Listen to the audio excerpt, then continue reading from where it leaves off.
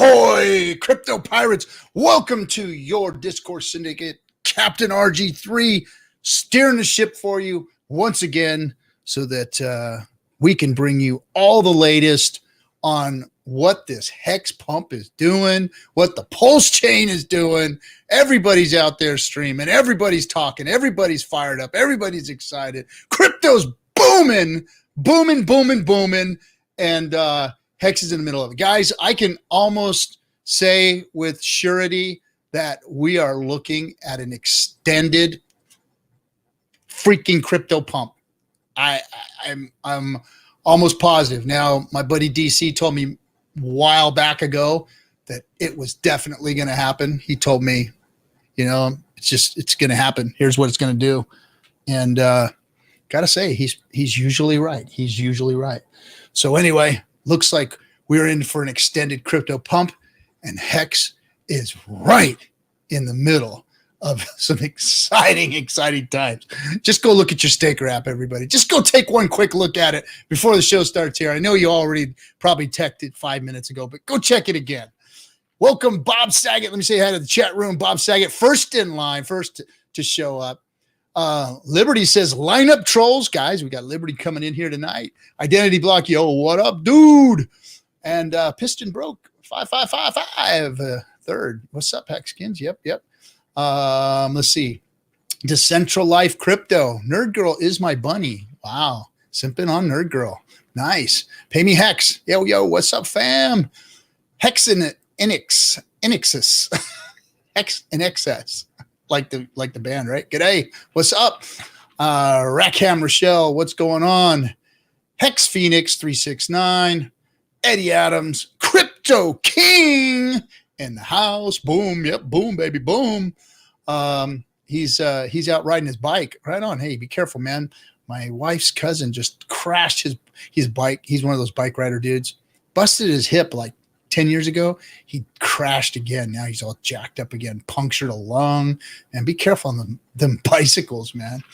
Let's see. Every NES game, our Pulse Sound, mighty fine treasure on these seas. Yep.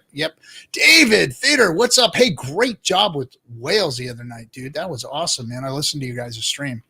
You guys are some crazy fucking kids, but hey, still did a great job. What else is going on here? Who we got? Russ, howdy, what's up? Kevin Pua, Bitstream, Piston Broke. Who else is in there? Daraj, what's up, Daraj? You gonna say something shitty to me, Daraj? Man, Daraj is like this mild-mannered dude, but man, he just loves messing with me. Let's see. Bitstream, let's see. RG3, what's the latest on Pulse apart from the pump? Any new tasty morsels about the sacrifice, bond curve, or anything? Now you're getting into these terms that, I probably know what it means, but I don't know what it means. So we'll have to talk about bond curves and whatever the hell that's supposed to mean. Let's see. SigHex148, yo, what up? Reggie Bone, David Morales, our Florida party animal, Hex Squadron, Mike Conley, Decentral Life, Crypto. Oh, we already seen you. Marcavelli 23. What's up? Joe Hexotic. DS Pump happening already. Is it? Let's see. Let me check it out. I got to look at my Staker app too, because I got to tell you, that's a pretty motherfucker right there. That is a pretty thing right now. Oh my goodness. And yes, indeed. Let's see. What do we got here? Yes, we do. We have a little pump going. We got it started. Nice. Let's see if we can just run this thing into the night. Let's see. Oh, Funding Gym's in there. Right on. Send me the link. Yeah, we'll go. I'll get you that. It'd be good to have you in here with the adults in the room. Me, you, and Liberty. We'll get it on. Hexander, what's up? Blue Bum in the house. And Hex Squadron, D'Artagnan. Don't panic. Yes. Oh, wait, we got Toby Wan, RG3, stoked to be able to catch this live tonight. Right on. Thanks, Toby Wan, for the 3 out of 9. Nice. Cass Rowlett, Franklin St. Hex. What's up? I was going to buy a bike. Whoops. No. Stay away from them things. People get jacked up on those. Gosh, man. Bitfinesse. Let's see. I watched the clip Brand posted of RH explaining bridge contracts for 350 miles, 5.5 hours. Watched it 117 times. Now I understand bridge contracts. Cool. Yeah. You know what? All you had to do was go over there and lose a couple $1,000s in Matic, fucking around over there, and you would have learned bridge contracts too. But anyway, I did it the hard way. You did it the easy way. Let's see. I'm sorry about your cousin. Always sucks when fellow cyclists. Yeah, Kevin, man, it sucks, man. He was in the hospital for like a year with that damn hip surgery he had to have in the last accident. Now this one, but man, he loves that. He loves that damn biking and stuff. Hector the Protector 22 and Wen Gogan. It's Romper Room. I see Johnny and I see Scotty and I see Morgan. Well, yeah, whatever.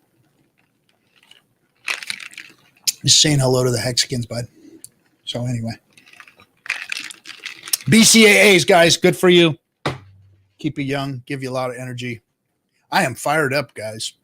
I've been back in the gym for like a little over a month now, and on the reg, boom, in there, taking all my supplements, taking my BCAAs after I get out, just feeling great, man. I was feeling so like sluggish and down, and then of course when you go back in the gym, when you start feeling like shit, you're fucking sore, your stomach's not right, everything just what's up, PulseChain X? So right now I'm at that point where I broke through the other side. I'm feeling good. I'm still gained a lot of weight because the muscles are starting to suck up the freaking fluids and stuff. But the waist is starting to trim down now, starting to lose that body fat, and maybe get back down to fighting weight pretty soon here. All right. Anyway, hello everybody. Welcome. Good to see you all. I like just saying hi to everybody because you guys all deserve it. You're all good, great people, been supporting us for a long time, supporting all the Hex community streamers.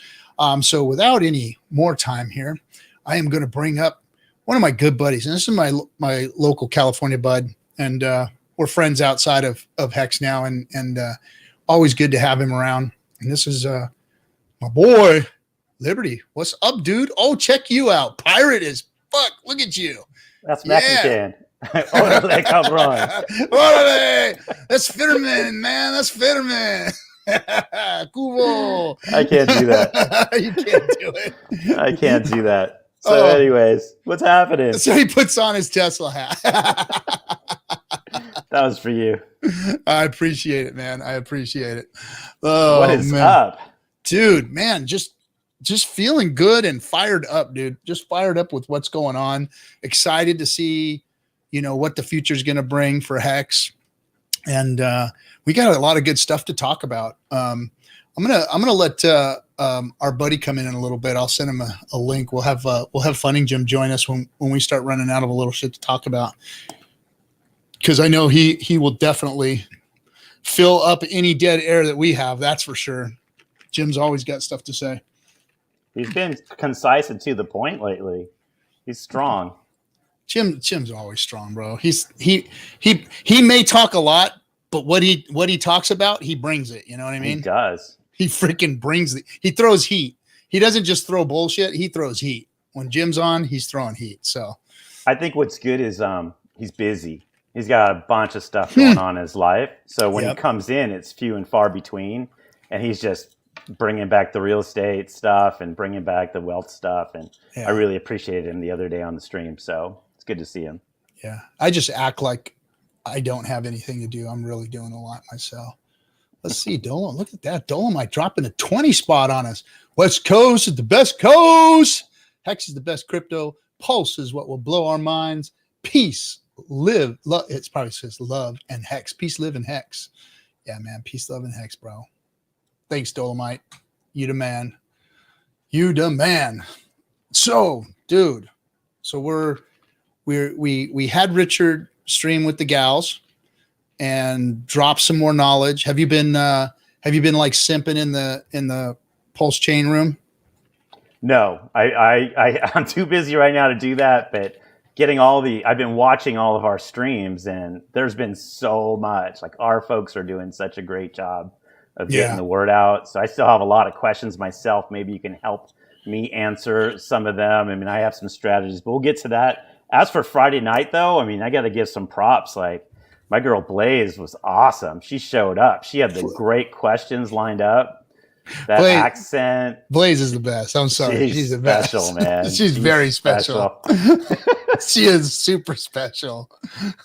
And then I deem Sammy protector of the realm.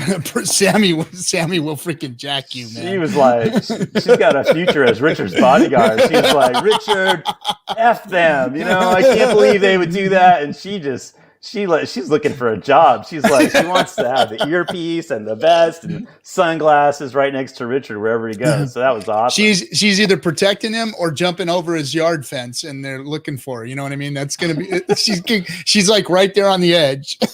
That was awesome. Jumping over his fence in his yard. I mean. So that was good fun.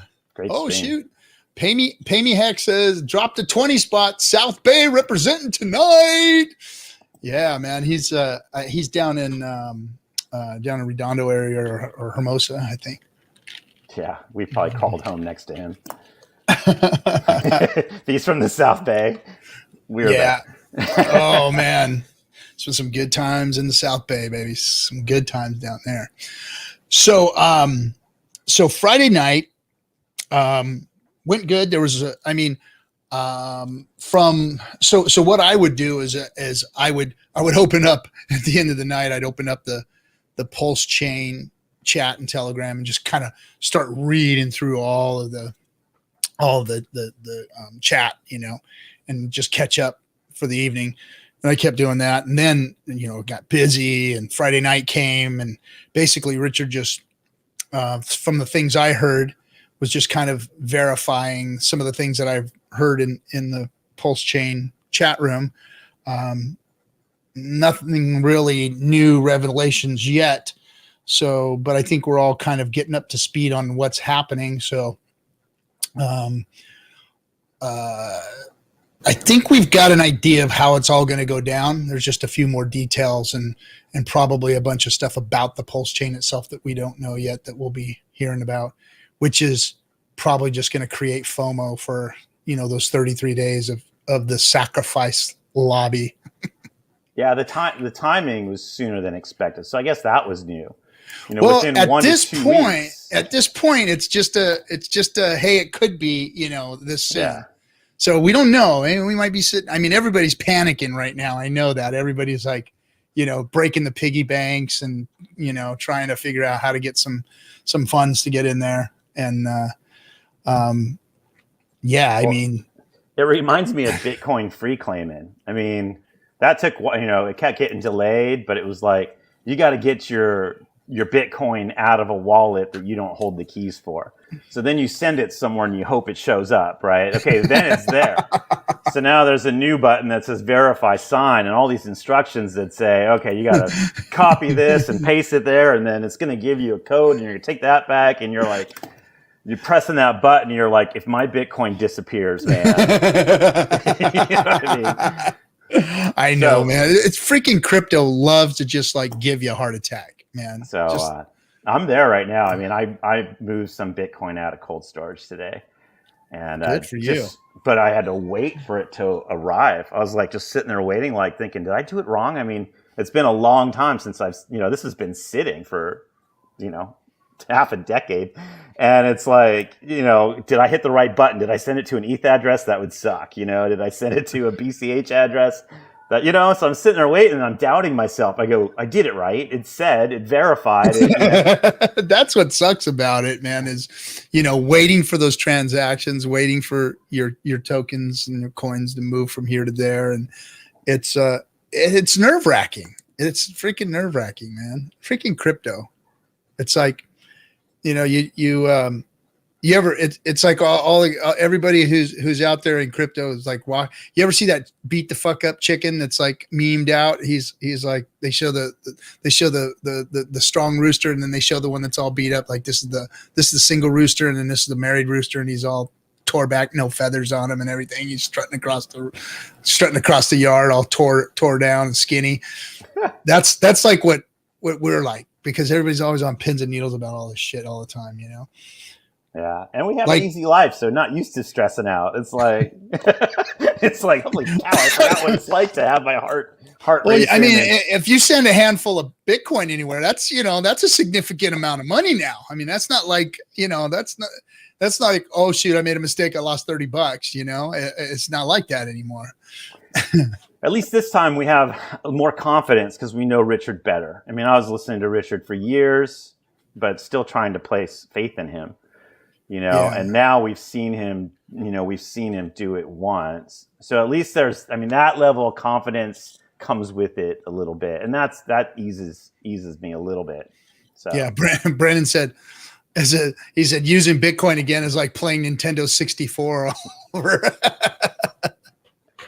Yeah, man. I mean, it's like going back. I mean, once PulseChain launches, and for those of you who like didn't jump into the Matic network and use it, you're going to be amazed by what PulseChain is going to do when it's no fees and the transactions are instantaneous. It's such an awesome experience. I mean, you can sit there and just for fun swap back and forth to a few different tokens, and it's like, holy crap, this thing really works that good. This is what crypto is supposed to be, and that's what PulseChain is going to do. It's going to be awesome. It's really going to be awesome because when I was over there, messing around with the Matic network, it was incredible how it moved. It was scary as fuck going over there and coming back, I mean, there was like a point where Hexo, he was calling me panicking because it took 12 hours for his shit to get back, And then while I was on the phone with him, I sent mine, and mine went instant. I got mine before he did. He had been waiting 12 hours. He was freaking pissed. So yeah, but man, when it works like that, it's like what crypto was supposed to be: cheap and fast, and what do you call it? Fungible. Being able to just move in and out from different tokens is just. It's going to be amazing. It's going to be really amazing. But there is all kinds of other caveats to the whole thing as far as, it's going to be interesting to see the other ERC20s and how adoption is taken on and what they do and what tokens, embrace it and start using it and which ones don't, so yeah, it's going to be interesting. It is going to be interesting. I brought a guy into the fold a while back for Hex, and he's been on the streams. He's been on the Pulse stuff. So, and the one guy I'm really proud of, because I was talking to him the other day. I actually went up to his club for lunch and we sat there and he's teaching me about Pulse. And I used to have to teach him about Hex. And I'm sitting there, and then he's bringing up these other coins that he owns. I go, where'd this come from? Before I remember you couldn't figure out how to download MetaMask, and now you're telling me about all these other programs that exist that I've never heard of, and you're gonna get your copies, or you're gonna sacrifice all these different ones. I was really proud of him, but I just to sit there on that Pulse Telegram, when every time you check, 1,500 messages have gone by. I was like, I can't do this anymore. So I'm going to learn from you guys. I'm not a techie guy. I'm a financial guy. So I look at it from an asset allocation perspective. We got enough Hex, right? We got enough ETH. We got enough Bitcoin. This is coin number 4. We're going to have enough Pulse and only work on things we've done our own research on, protect our keys, and try not to get greedy. And just do it like they're stocks, almost like you're putting together a great stock portfolio. We're putting together strong cryptocurrencies in a basket. That should work. Exactly. No, it's an opportunity for Hexicans to do that because, you just said it. I was talking to some people in one of everyone, when I'm driving in my car, I'll join the voice chats in the Telegram rooms. And I was talking to some guys this morning, and then, I was like, hedging yourself and getting yourself, solid is really going to be important, right now, because a lot of Hexicans are going to have a chance to basically double their bags, and hedge themselves. And I don't know if one chain is going to take adoption or the other, or if they're both going to take on some type of adoption, and they're going to both, everybody's saying that they're both going to be viable, that both chains are going to have value. I'm leaning towards one way that I think things are going to go myself. But all this stuff is just theory at this point. But you can't go wrong doubling your bag. So that's just allegedly. Allegedly. So once it's gone, it's gone. It's okay. You put the money in. We'll see what happens. You just accept it and see what comes back to you. Yeah, and see what comes back to you. Or you just don't worry about it. You just leave it, because what happens is for some reason, whenever you leave crypto alone, crypto does good things for you. And you think of all those people that had all these airdrops in the past and whatnot. Now, so we all got the Uniswap airdrop, right? And that was significant. I mean, I had a lot of wallets and I got a lot of airdrop on Uni, and I traded that in at $5 for Hex instantly. Boom, boom, boom, boom, boom. I got rid of it all and got Hex. And, now Uni's at what, $30 a piece, $35 or something like that. But I still made out, because you go back and look at that Hex that we purchased at that time. And that was significant. That's a significant rise from where it was to where it is now. So, you did that you locked up for 15 years and your wife is still asking you, hey, where's that Uni that you No, she doesn't know crap about you had a lot of wallets. But she doesn't know any of that either. But I just had a conversation with her about, literally, she doesn't know anything. She was like, okay, well, I was trying to explain to her about, the airdrop a little bit, or the fork. And she still didn't understand how Hex could be worth more and get interest. And she didn't understand that, the Hex that you have is going up in value. It's not, if it's staked. She didn't know. She thought if it was staked, it wasn't gaining value like everything else that's unstaked, like Liquid would, I had to explain all that to her. So, but people just don't know, people just don't know. But we've been learning a lot. I mean, some of the streams that have come through lately have been strong. I mean, yesterday, Whales and Feeder were amazing. Yeah, great show. And I got to give props to Look Into Crypto, DC, and Motley. I haven't really watched much of their stuff because they go into a bunch of other coins. But from a Pulse perspective, I learned a lot from their stream. I think they had 2 this week that were really good. And my employees of the month this month are Bran and Nerd Girl. They've been doing some great things. So I'm sending them their plaque with their picture on it. Employees of the month. We're hanging it up in the hallway here at the office. And then just the fact that we have Aussies doing great, and blew my mind that we have Kenyans. You guys sent out that Kenyans You see video. that Kenyan video? Yeah. Dude, we got Kenyans. Those guys Latin are strong too. Those guys are strong. They're strong. German, Spanish streams. I'm like, are you kidding me? This thing's working. It's and working. If this thing's working, and we can't forget about Hex. Hex is our baby. This is where Hex is the GOAT. Hex is the GOAT, baby. I'm telling you. Pulse is a bonus. Pulse is a bonus. Hex is the GOAT. Yeah. I mean, a little theory is that, I think the play that a lot of people are going to make is they're going to want to, ape in their cash into Hex. So whatever they want to get, if they want to swap something and get the 10,000 to $1 for Pulse drop, then they're probably going to sacrifice Hex. And that's just like, with the amount of supply of Hex that's there now, and if that starts getting bought up and we start seeing a price pump, and then all of that Hex starts getting, sacrificed to get Pulse, and that's just going to drop the supply even more, and that's going to make Hex even more valuable. So it's just like everything that Richard does is enhancing Hex. It's just getting better and better and better. There's game theory in just about everything he's doing, not just about, in everything, every move has a play for Hex. Right. How is Hex going to become better? And this whole Pulse play is just going to enrich Hex. Yep. I liked his translation of the sacrificial chamber, where he's talking about making a political statement that you're tired of paying high ETH fees. So I've been dwelling on that for a couple of days and trying to wrap my head around what he's trying to tell us.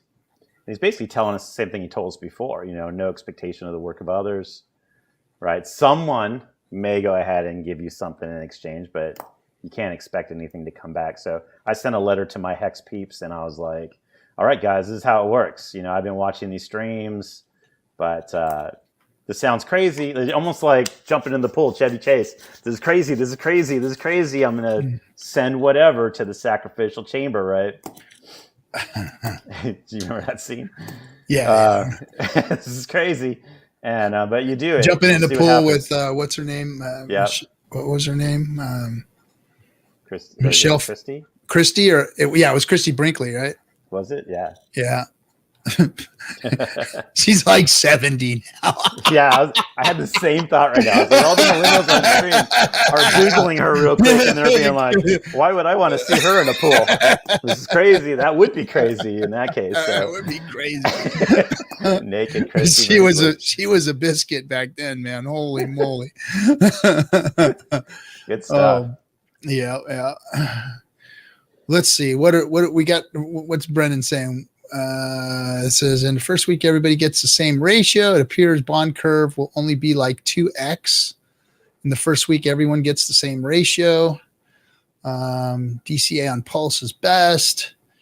Yeah, which means why wouldn't Hex pump? You'd get better USD value and sacrifice towards the end.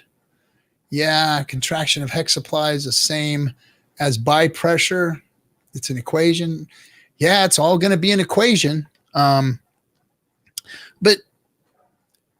I mean, yeah, you can DCA, or I mean, I think the plays jump right in. If you're going to sacrifice, you want day one, sacrifice what you're going to sacrifice and call it good and watch the show. Did he say 1 through 3? Is it almost like instead of like a 1-day auction in the adoption amplifier, it's like a 3-day thing? So it's like a packet, almost like a packet stream of 3 days of everything that came in. But if you did something sizable, then the fact that you came in sooner than somebody else matters. But it's like all the stuff that goes in over 3 days. This is what it sounds like to me. Then they go ahead and put a value on that. Hey, boom, this is your token placeholder, and then the next 3 days or maybe it's a 7-day period, but instead of 351 AA days, it's like it's 1 day at a shot. Is this 1 day at a shot, or is it 3 days at a shot, or 7 days at a shot?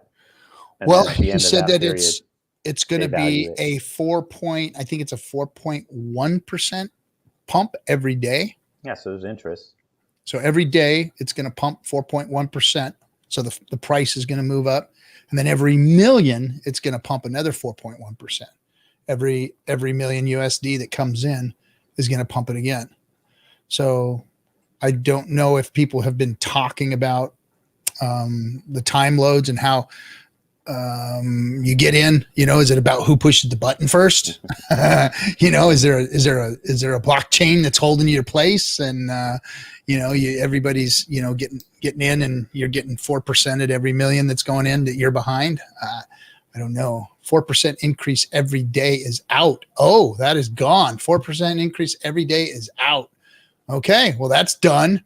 Load up now on Hex, all in on Pulse from day one. Well, we should hear everybody out so we know the easiest way, risky way, balanced way. I would love to hear everyone's approach as it evolves.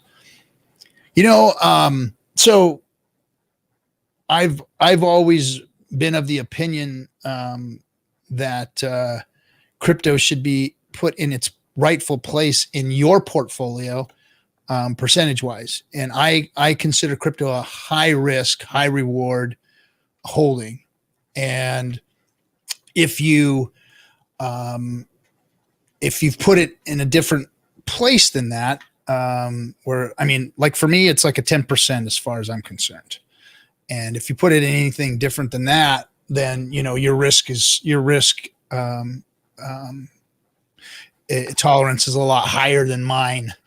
So you've got to, I guess some of you younger guys can probably have a higher risk tolerance, but, you know, I'm of the opinion that, rather than DCAing into this, it's going to be more of a jump in, you know, both feet with your, as long as it's not going to hurt, then, you know, 10% is not going to hurt. So I don't mind jumping in both feet with 10% of something, you know?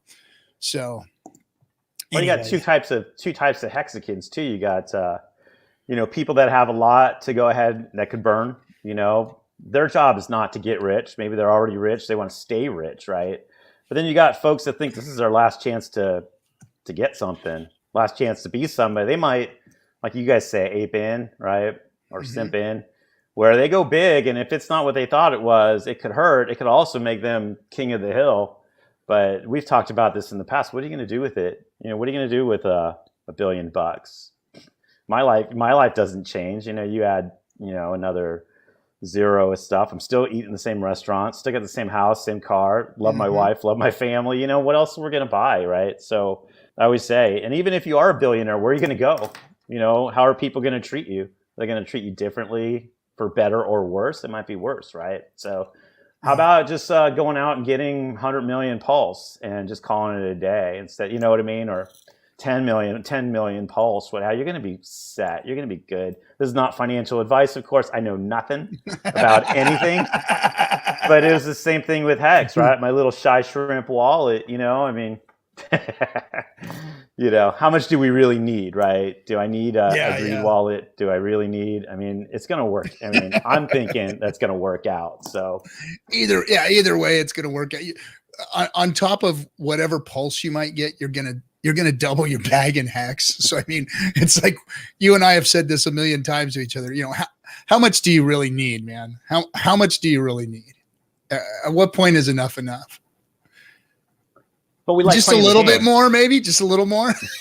We like playing the game, and all my buddies, you know, I can't show them my staker. You know what I mean? It's like, I got in so early, but that's my fourth tenant, right? I mean, this is another chance to get something with 7 zeros after the period, right? Or 6 zeros after the period. How many times do you get that? Even like moving my Bitcoin today, and I was like looking at the stats that Richard put out, and how many more times ETH did than Bitcoin, and how many more times Hex did than ETH, and I've just been holding Bitcoin because there's nothing better to do with it. It's a taxable event if I try to sell it, and I kind of felt dumb. I was like, gosh, we could have done this a long time ago, and it would, had we known it was going to work out. You know, if we can go back, in a time machine, and if knew what was going to happen. But just make some good choices, right? Like your mom, like grandma used to say, right? Make good choices, and don't get over greedy. Just play the game to win. Play the game smart.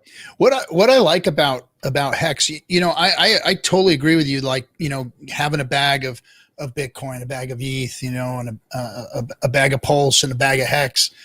But what's really nice is that the staking feature allows you to long-term hold everything and long-term hold your Hex, but still make some gains, you know, and still be able to take some of those profits off the table and continue to hold on to your T shares.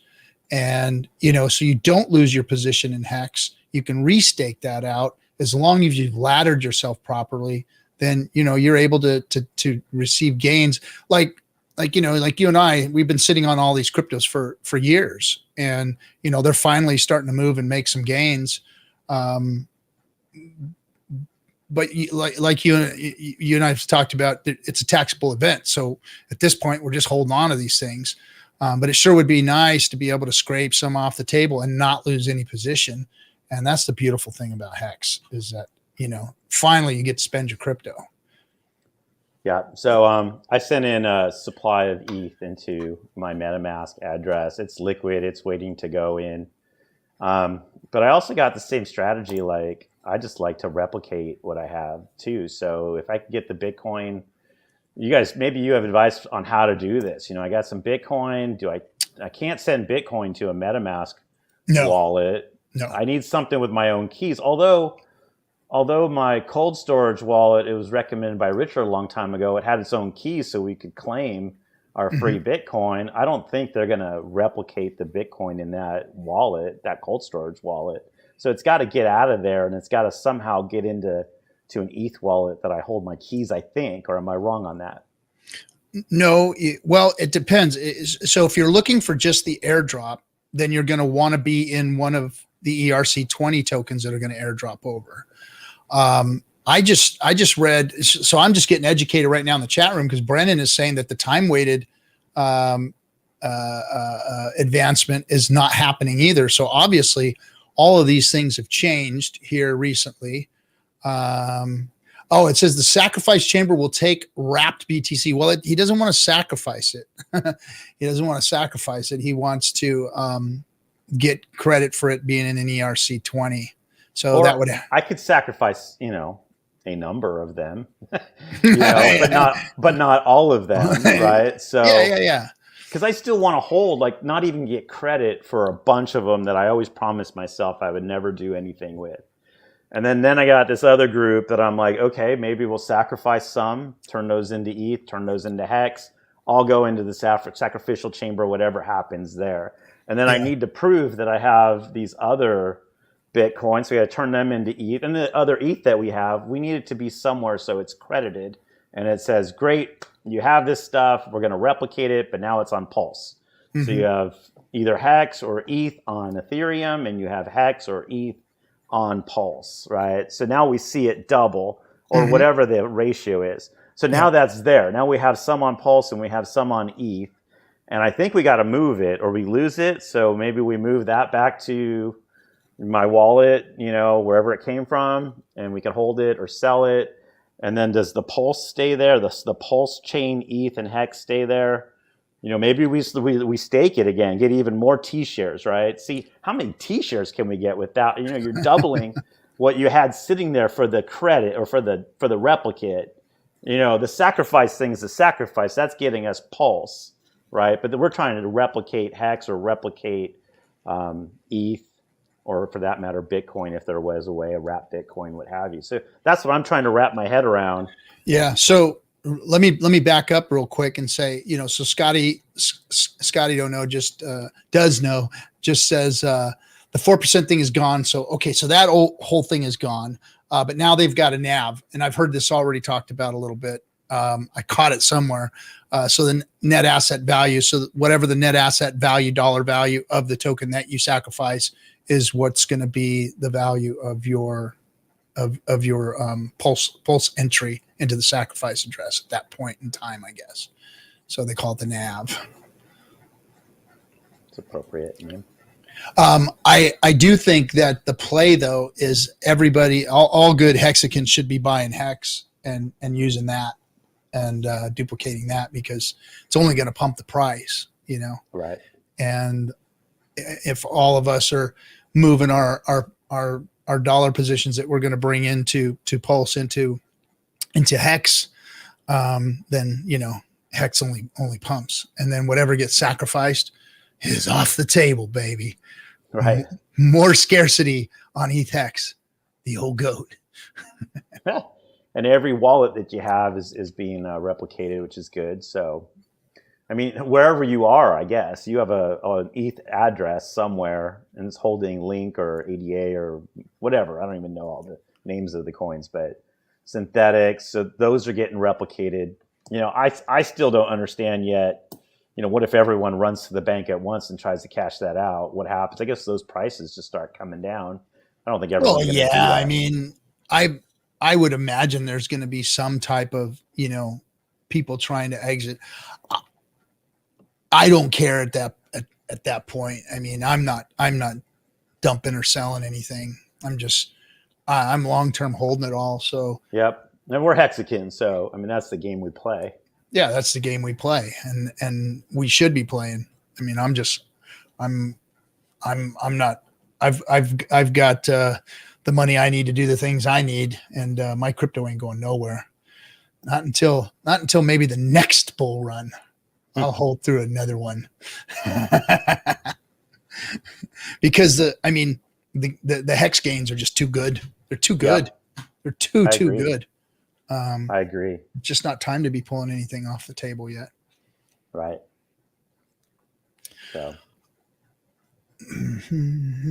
Oh, by the way, I sent that to you, Gary, check your Telegram. If you didn't see it. The FOMO is real, guys, says Identity Block. It is.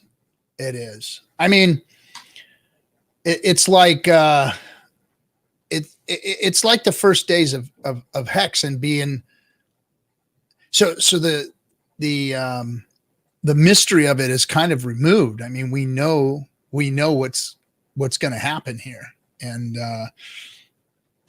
I'm not saying that we know it's going to do well, but I mean, look at Richard's track record and what he's trying to do here. I mean, it's everybody should be putting the FOMO on. Hey, we got Gary joining us. Let me pull Gary up real quick here. Look at it's old guys rule night. Young man. I don't know what you're talking about. He's 1 month older than me.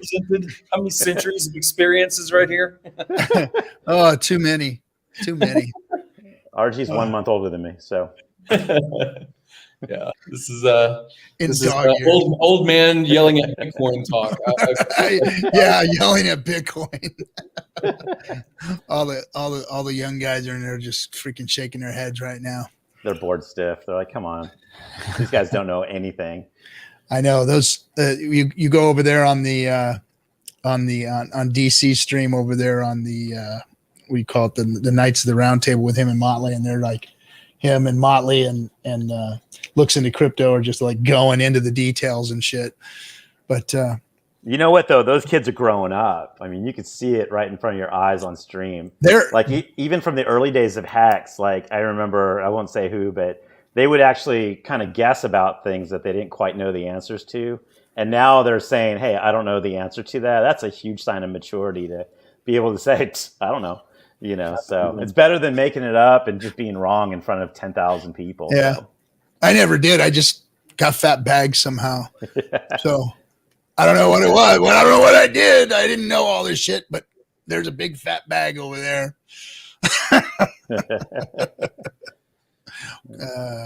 Shrimp, right? Shrimp.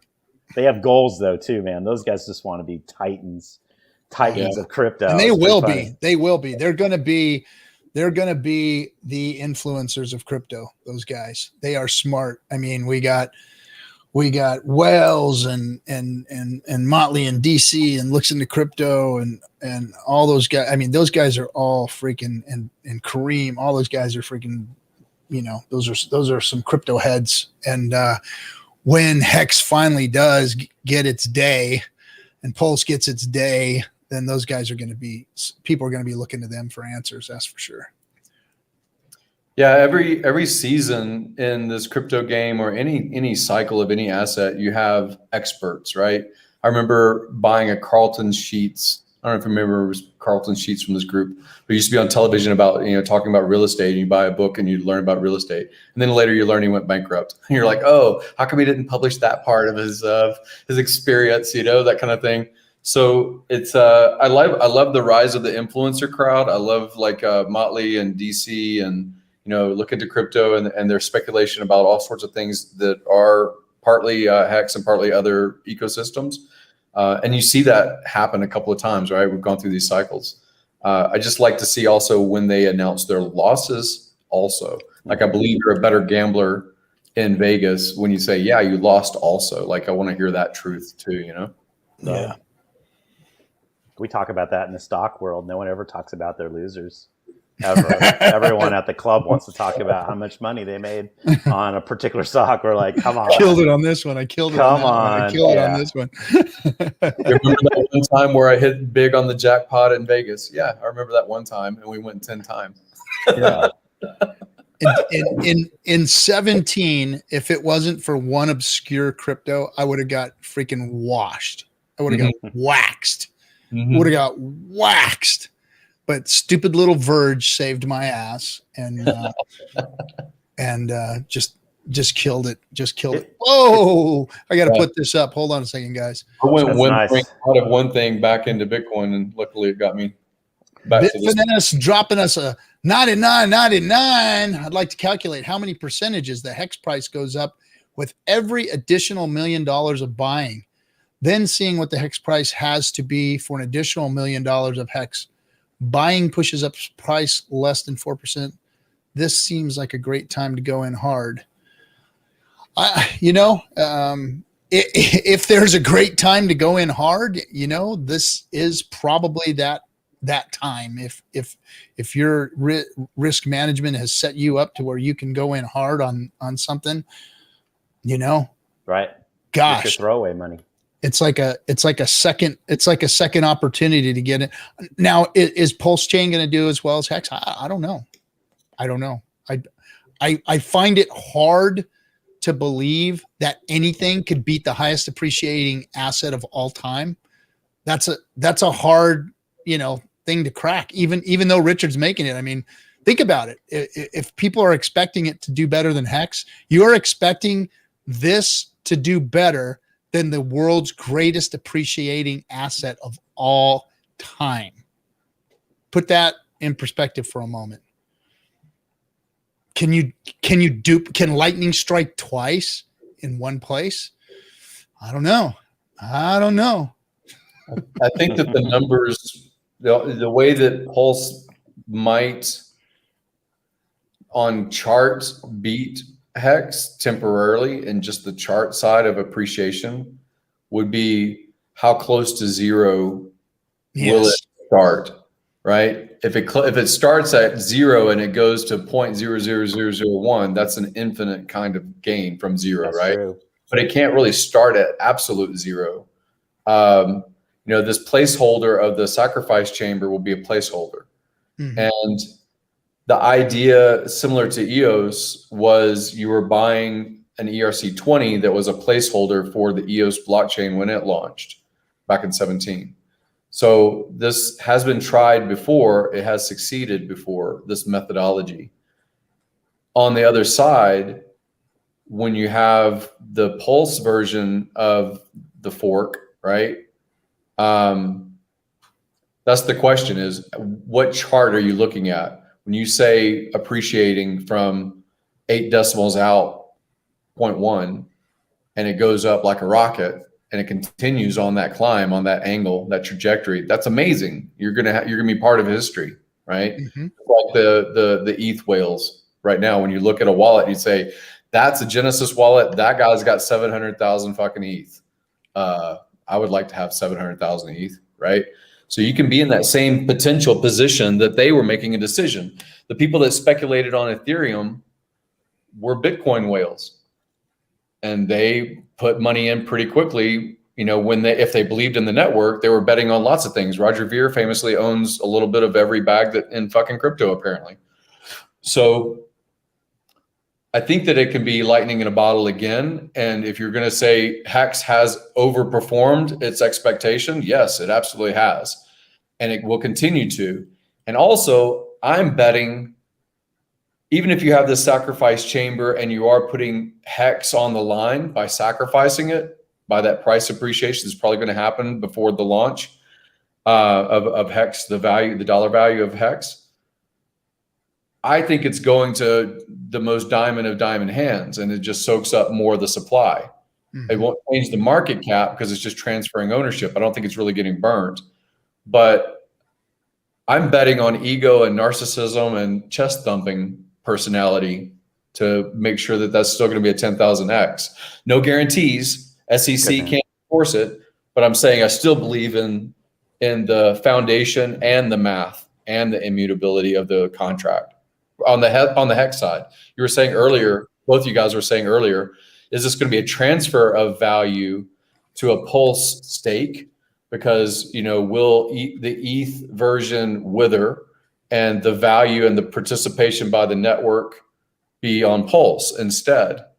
I actually think that it will take some time. There'll be volatility, but I think that both systems, both networks will thrive. And I say that because at one time, the only telephone company was AT&T. Yep. And it's a network of participants. The bells. And cost or access or a better deal proposal by Sprint and Verizon and whoever else wants to be a network used the exact same technology and therefore really forked, technology and created, duplicate networks. And those have value too. Yep. So I can see the ETH narrative, the Ethereum narrative of forking, and I can see that your bag doubles and you really want to defend the fact that you have 2 bags now instead of 1, right? Why wouldn't you? So I think there'll still be price speculation and contribution, and part of my rental incomes and stuff like that would still go to both networks, not just one. Yeah. No, I've never seen this gentleman in the chat, but he said, "It's Crypto Gains Club 369." He says, "ETH and Pulse are twin sisters, both hot." Good man. A good first entry. I love it. Good stuff. It is.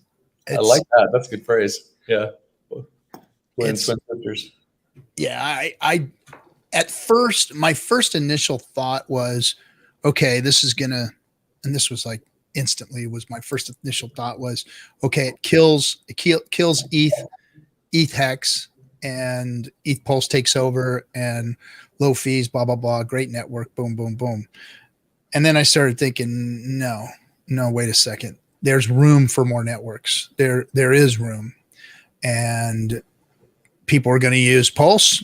People are going to use Hex, just like people use the other chains, And Hex gives the 2.0 functionality of what the Ethereum network is trying to do to itself.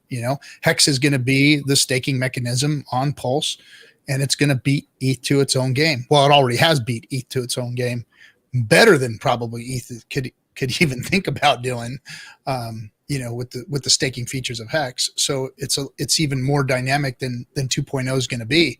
So I think that, there's a lot of room for Pulse, Hex Pulse. And I think that Hex ETH is going to be the GOAT, because the supply is going to be so freaking limited. I mean, it's going to be such a wanted commodity when you're going to have people in line waiting for that Hex to come out of stake and be, put on the market. There's not going to be anything on the market. I mean, what are we at, like 5% liquid right now? And then we're about to sacrifice a bunch of it and it's going to be gone forever, off of that chain, gone. Man, the consolidation. Well, and again, it's not simply like the founder. It is other people that participate, whether they're big or small, and you have an entry point into the Hex system, into the contract. I still believe 10,000x absolutely will happen within the 2.5 year kind of claim, the potential claim. And partly is because it's almost like I've been watching a lot of Jim Carrey recently. I just watched a documentary on Netflix. It's called Jim and Andy. And Jim Carrey played Andy Kaufman in the Man in the Moon movie. Yeah. And Andy Kaufman was a character. He was outlandish. Jim Carrey, if you look at his history, I mean, he was homeless and poor guy in Canada. His dad did things that he didn't want to do as a joy or as a love. He became an accountant just to support his family and still lost his job. And they were homeless for several years when Jim Carrey was a teen. But yeah, so there's a lot about like willing into existence something that he's talking about recently. And it feels like a lot of the Richard kind of narrative in a lot of ways too. So yeah, I think that both will do really well. I think both networks, both Hex will do well. And I think that Pulse, there's another thing. If you guys are in Northern California, if you ever go to San Francisco from Silicon Valley area, there's 2 major highways. One is the 101 and one is the 280. And the 280 is longer. It's a longer route, but it's more scenic and you can go faster and there's less cops and there's less off ramps. And the 101 has a lot more off ramps more commercial. Like if you want anything, In-N-Out Burger and things like that, you just go 1 or 2 stops and you're going to find it. So the 101 has been the primary for a long time, and the 280 was added later. And both get about the same amount of traffic. It just depends on the participant.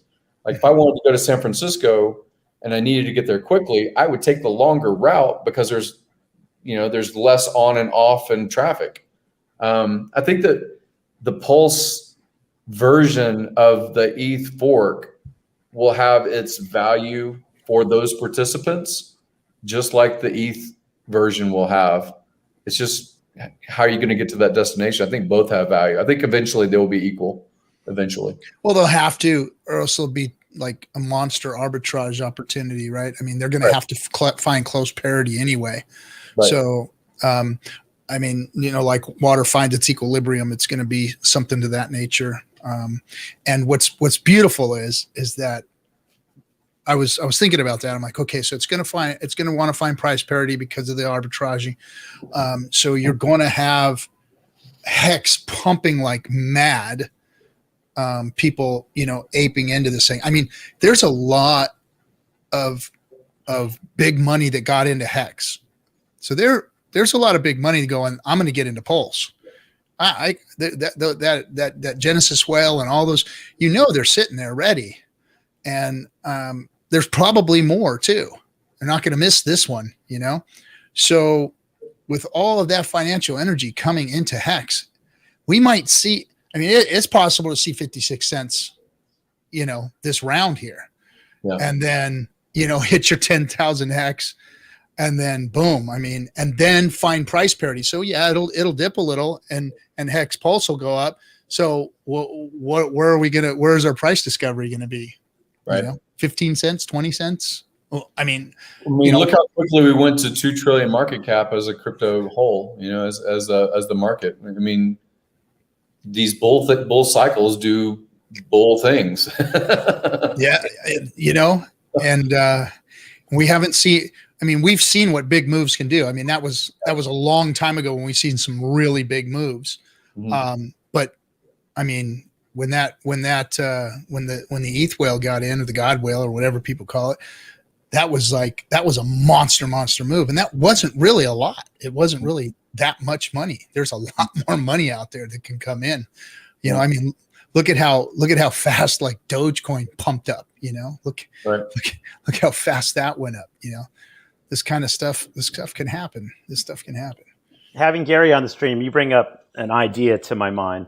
When I was a younger man, someone once told me real estate money is real estate money, right?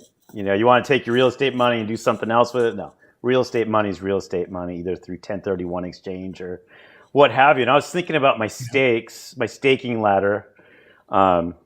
It's 13 years long, 13 and a half years long. Some of them are 15 years, but every month something's coming out.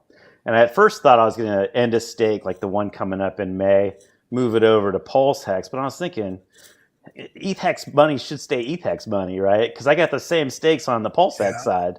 So when the May 2021 stake comes out, splash the interest into the treasury,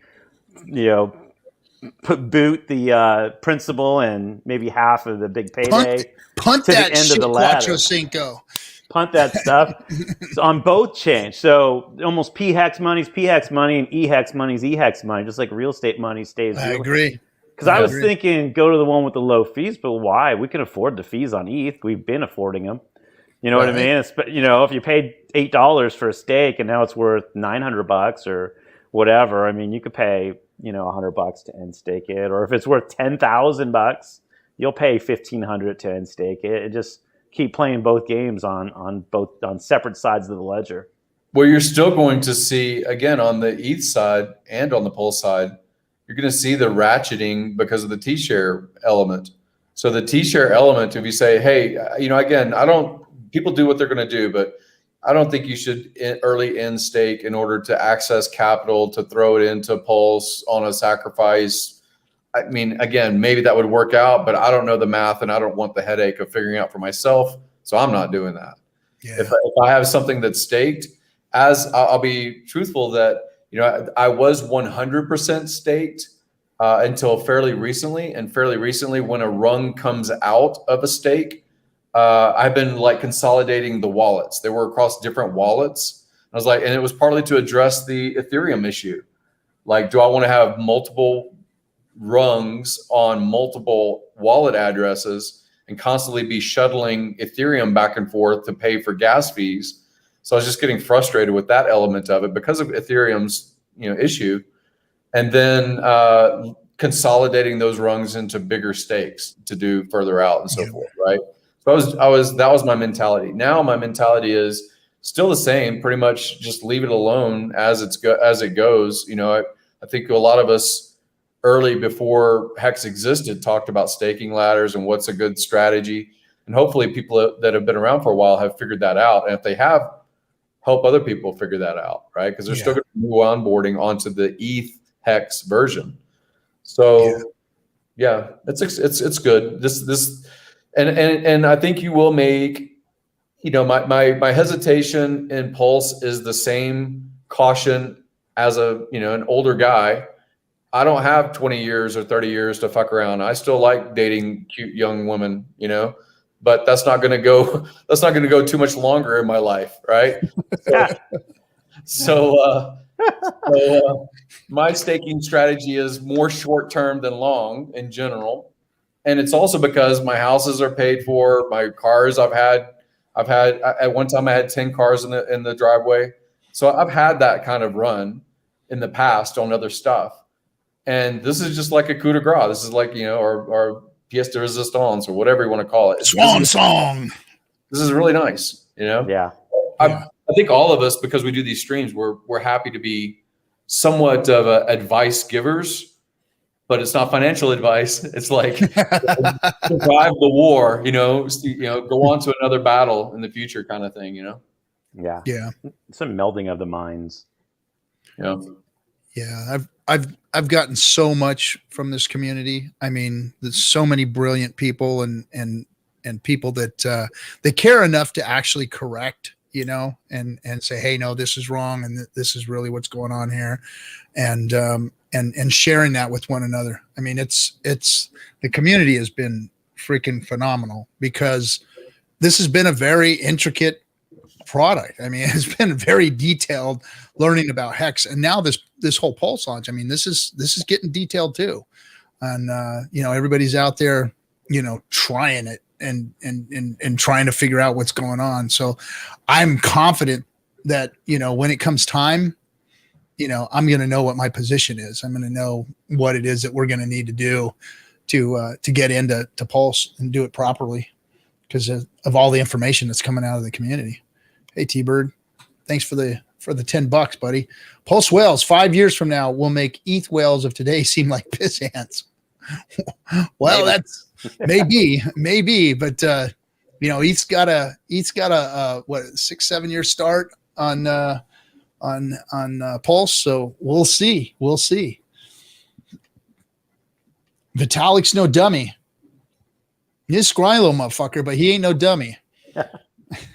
I want to comment a little bit about that too. Vitalik makes his writings and his papers, and I think he wants good things for the Ethereum ecosystem. I believe so. Every so often, he'll make a comment that's negative toward a particular sector of the ecosystem, right? Mm-hmm. I think that when you are trying to put together a tribe, you can have the biggest stick and kind of get people in line. When you're building a village, that's a bigger size society or group. When you're building a city or a nation, it's different mentality. It really is different mentality. And I say that because, as risky as buying an NFT for $69 million might be, and as it's just a JPEG with a blue check mark, like a Twitter account, like you have the blue check mark, you're the real one because Twitter said so. I can see that people that are participating, whether they're experienced or not, like, for example, Motley commented the other day about Gary Vaynerchuk, that I have a lot of respect for. I've met several times. I like his personality. And he is very pro NFT at the moment, right? And he's doing a launch on with Uni combination, things like that. There are hourglass games that, of course, we have railed against that lost people's money. The last guy in loses, the first guy in makes money. Hourglass, all the games, and via shrimp, shrimp farming and things like that we went through over the past 2 years and before that. I don't really agree with like the scam side of things, but I am libertarian. And I think people can buy shit. If they're going to buy shit, they got to be responsible for the fact that they lost their money on stupid shit. And that was dumb. So I think, the Pulse Ethereum is outreaching to communities that's not Hex. It's not. And it's not only Ethereans, right? It's reaching out, I think it's trying to reach out to the Bitcoin Cash people and the Cardano people and the, other networks like Tron that, or Ripple or, anything based Tether communities, whatever, right? So we've seen a lot of shit over the past couple of years of the bull and bear market.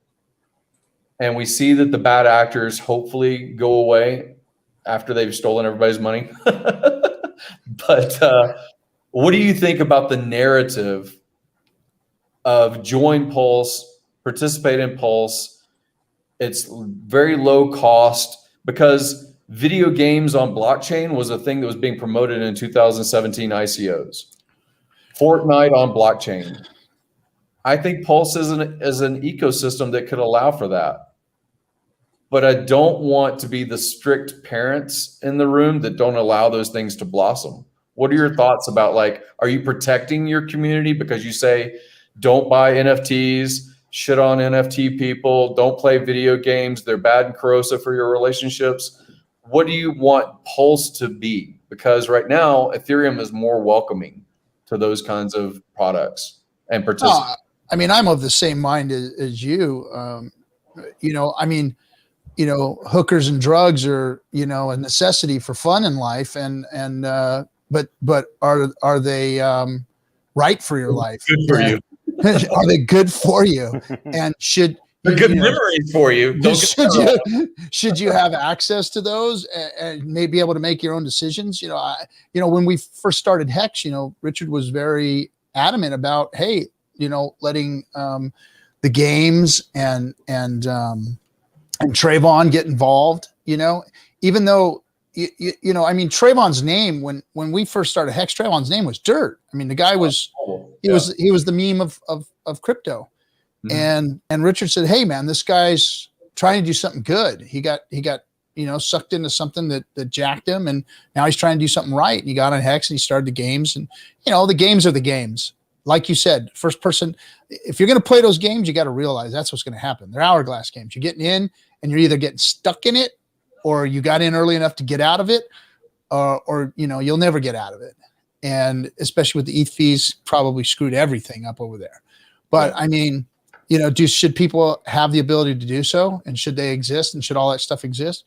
Yeah. Here's an idea though. I think too. so. I mean, whether it's new hookers and new coke and new stuff like that. I mean, we talk about technology being old, right? If ETH is 2015 and Pulse is 2021, and there's projects we haven't even thought of yet, can't even imagine they're going to come on and say, well, I can choose ETH or I can choose Pulse. This could be the PulseChain, the blockchain of the future, right? So maybe ETH holds on to a lot of the things from the past. We might port over some of those projects because it's new, it's fast, it's got some great features, it's better than 2015 ETH. It's 2021 Pulse, right? So there might be something to that, and that could be kind of cool.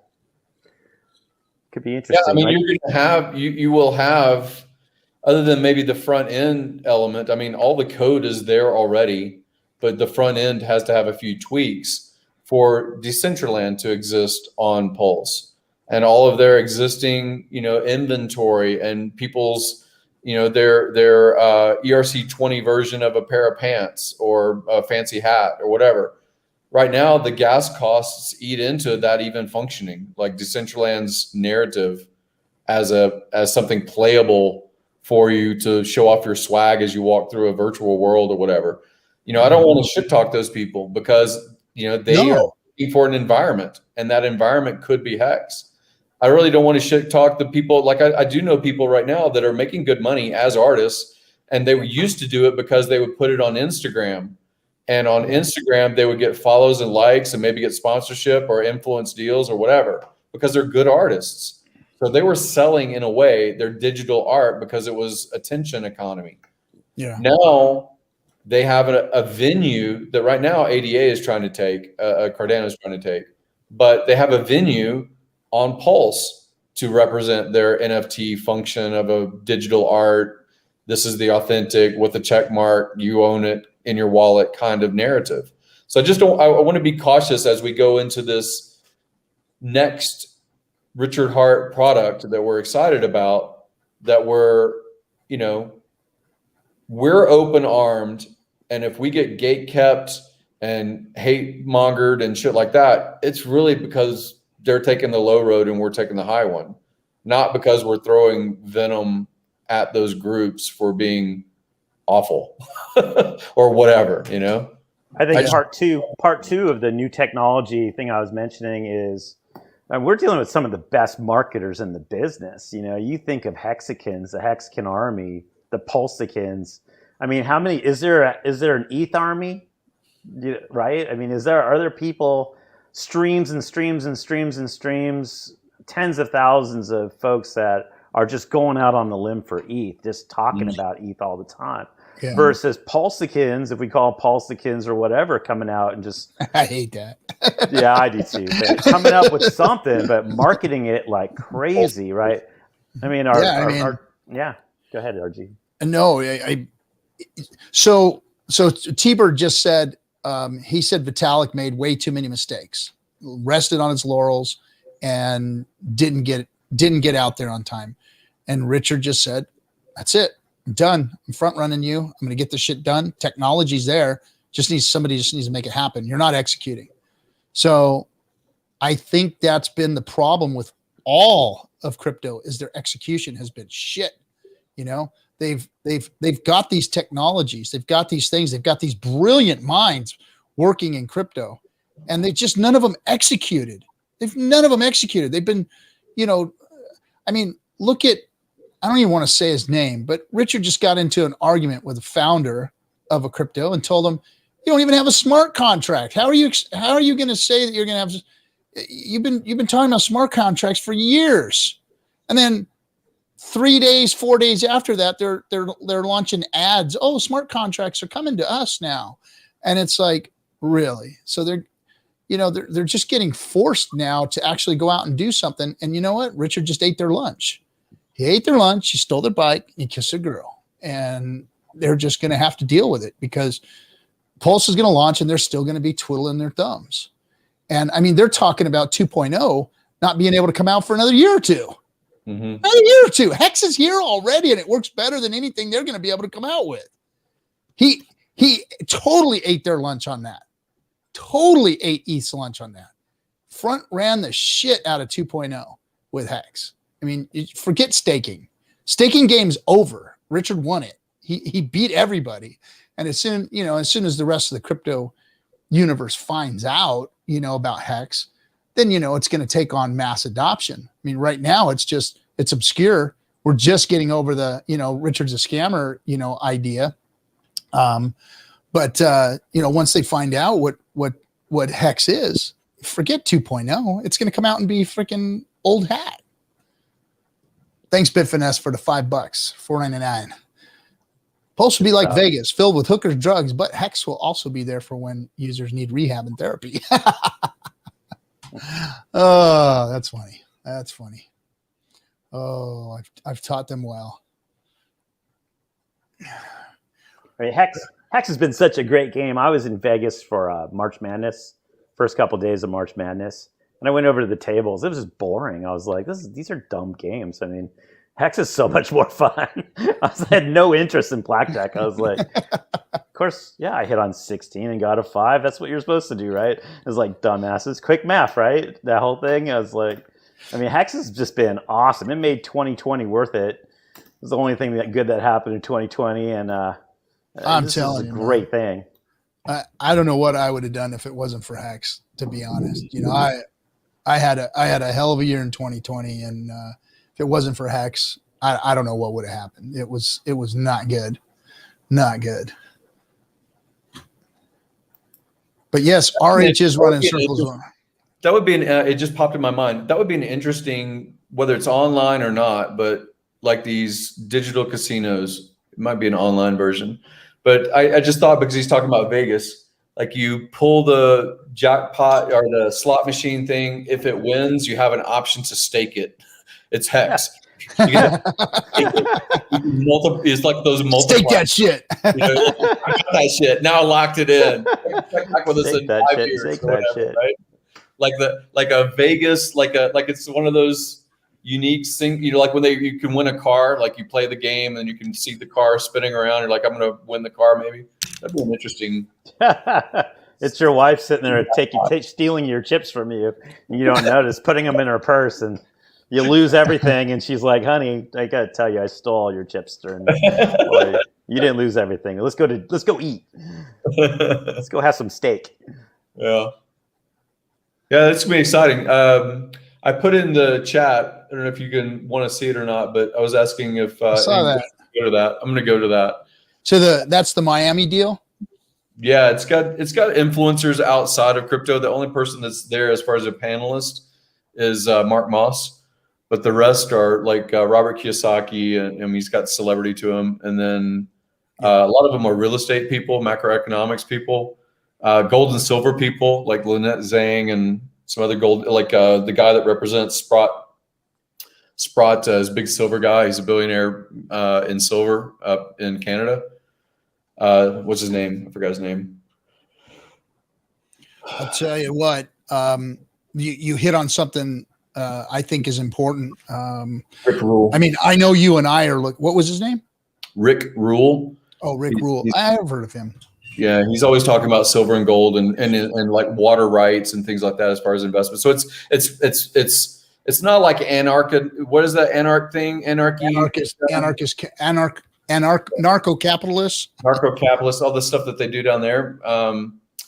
But no, it's different. It's real estate people mostly, and it's other asset classes and I've talked to George about Hex. He knows the metrics about it, and if I get coffee is going. I'm going. Kinetics might go, but I think it'll be a good opportunity to talk to people outside. When is it? Here, it's June 10th, I think, to the 14th, maybe. Oh shit, that'd be like 2 trips. Yeah. I don't know. I got to go to work. June 11th until 15th. I'd love to go, but I can't wait to get to the first Bitcoin conference. That's for sure. And by the way, everybody, you can, I don't usually say this, but you can go ahead and smash and hit the likes and subscribe and hit the bell and all that kind of crap. We got 180 people in here tonight. That's awesome. People are wanting to know about what's going on. So, hit the bells and shit and subscribe. We need some more subscribers. So we can get the word out. Get this thing cracking, crack-a-lacking. I want to go back to something that you just mentioned. Hexagons are about to, a lot of them already have made a lot of gains. And I think that, a play outside of crypto coming up in the near future is going to be real estate. Top signals, me and Liberty were just talking about this. I was telling him that, we were talking about a property out here in the suburbs of Orange County, and not a bad neighborhood, but not a great neighborhood. And, an 1,100 square foot house is literally half the price of a 4,000 square foot house? Yeah. A 4,000 square foot house up in the hills by the beach. So what we're seeing is, and we've seen this umpteen times here in SoCal. when the mid-range houses start getting offers, 5, 10, 15% on top of asking price, and they start reaching price parity with those big homes up there in the hills, then that's a big top signal for real estate. And so goes California, so goes the rest of the nation. When it comes to my property, I bought in 2013 for $790,000. Apple wasn't there yet, but it was in a great center of Silicon Valley area, beside a major hospital.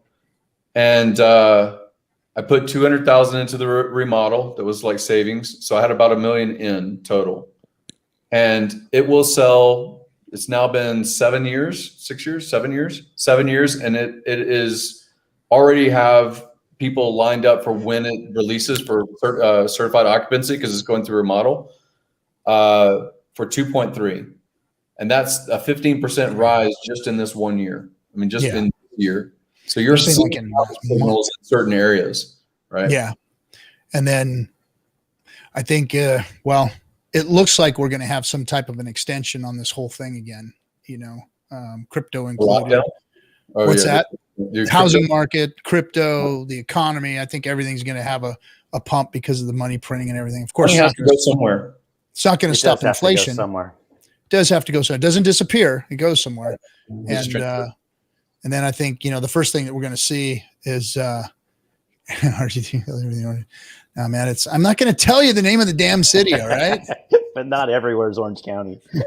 Well, it is Orange County there. Shit stick. North Orange County doesn't count. It is border LA, Orange County. But it is still Orange County. No, where it's booming right now? Where it's booming? I mean, incredibly booming. People remember in 2006, Las Vegas's market, where you could contract on a house that didn't exist yet, and you would sell the house for 80 to 100 grand before it was built. Construction. You just have a contract. That's all you would have, and it would be under construction. And you could sell it, 5 or 6 months later before moving in for 100 grand more. Vegas is going through that right now, and it's a lot of LA people moving out to Las Vegas. Yeah, I've got buddies that moved out there. They moved their whole businesses and everything to Nevada, and they bought big houses in Vegas. But that's just going to be, I think, who knows when the top's going to be in, and that's going to take a dip. But there's going to be buying opportunities in real estate here within the next couple of years, probably. Yeah. So that's going to be something that Hexicans can hedge against later on here, because you guys are going to be holding some gains. So put them in another asset. I know people that are shopping in Texas and Tennessee, and you're seeing those prices go up faster than in other states, partly because of, Biden. Again, I'm apolitical. I just don't like people taking money out of my pocket. So you're going to see people migrate from high tax states and high cost states. I think you'll still see people that have move those assets elsewhere. Yeah. Offshore or wherever they're going to move it. Yeah. That's happening a lot. But then hence again, my move. Yeah. It's still, I don't mind paying my taxes to live where I live. I mean, we do, if we could afford to do it, we stay, I mean, we pay a premium. Real estate's, burst here before. And we picked up short, last 2 homes that I bought were short sales.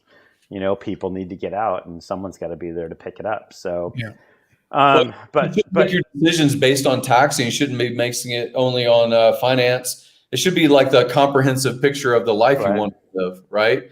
If you're a family and your network and you're close, the people at your grocery store, and you've always gotten your dry cleaning done at a certain place, there's something about a sense of community if you've established that familiarity. And people ask me right now, they're like, oh, should I move to Puerto Rico? I was like, well, do you like potholes? No, but I want to save money on my taxes. They're like, well, you got potholes here. I mean, if the potholes are going to bother you, if frogs that are creaking because they're these coqui frogs, if they're creaking in the middle of the night bothers you, you might say it's not worth it to you, Yeah. The temperature, the weather, the access to the ocean. I mean, I'm on the ocean, but the access, if you're in Southern California, you like the surfing culture, maybe that's the place for you. So you got to really look at the whole picture of the life you want to live. Yeah, I was telling RG that too. It's not just the ocean being there, but the people you're used to being around too. Mm-hmm. I mean, there's a lot of folks that identify with RG3. You know, those are your peeps, and you're not going to be around those peeps anymore. Those peeps are going to be maybe talking Spanish, maybe. We'll see. I'm old. Half of them are dead, and the other half don't want to talk to me no more. So it doesn't matter. He can visit those people. I'll find new friends, man. There's a couple of sea turtles out there that I'm sure will want to spend some time with my old ugly ass. But that's what I was talking in the chat room this morning when I was driving, and I was telling those guys, they were asking me about Puerto Rico and the Act 60 and 61, 20, 21, and 60. And I was telling them, my decision to do that, you have to make all these decisions based on, your time horizons, your comfort level, your risk tolerance levels. Look, I'm 53 years old. I'm ready to retire. I like to surf and I like to spearfish, and I like Latin culture. I'm learning Spanish.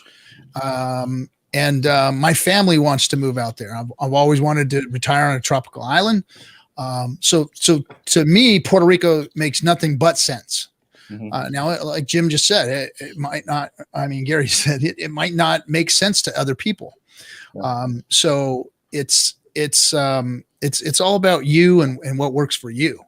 So it's a no brainer for me because I'm ready to go there. That's where I want to be. Freaking board shorts and flip flops, and that's it. Beachcomber with dreadlocks, and I'm in the water every day. Yeah, Marquez, Rincon, Culebra. Vieques. There's those beautiful, Instagrammable, gorgeous beach areas. Yeah. That's not the heart of the city driving a Lamborghini. And you're not, that's different, right? It's a different life experience, right? So you just choose the chapter of life, and if you have the support of a family, if you are in a family and you have the support of a family, and they're up for the adapting or the adventure of something new, it's awesome. I highly recommend. I think your kids learn more from immersing in a different culture too, right? That's my So my kids went to public schools. My son graduated; he's in college now. But my daughter is in her last couple of years of high school, and this last year she was homeschooled basically because of the COVID-19. So she did great. She loved it. She was like, I'm cool with this. She wasn't a big socialite type person anyway. So she was like, yeah, I got my few friends. We hang out online. We play video games together, blah, blah, blah. I'm good this way. I don't need to go to school. So she's a homeschooler. And then my 4-year-old, he doesn't have a choice. So it's like, he's just happy no matter where he is. So he won't know any better.